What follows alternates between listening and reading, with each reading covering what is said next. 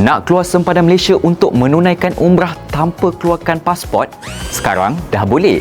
Hanya perlu gunakan aplikasi My Border Pass. Langkah yang pertama, muat turun aplikasi. Buka Play Store atau App Store, cari My Border Pass, kemudian tekan install.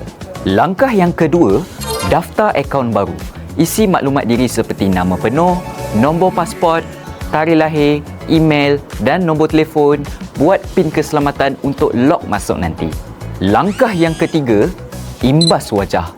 Ambil gambar wajah dengan jelas, tanpa topi atau cermin mata hitam.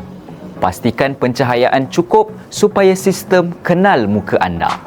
Langkah yang keempat, sahkan pasport dan terma. Semak maklumat pasport anda dan tekan submit. Kemudian, siap. Dan akhir sekali, gunakan kod QR My Border Pass. Di lapangan terbang terpilih, anda hanya perlu imbas kod QR dan wajah, tak perlu buka pasport lagi. Mudah kan?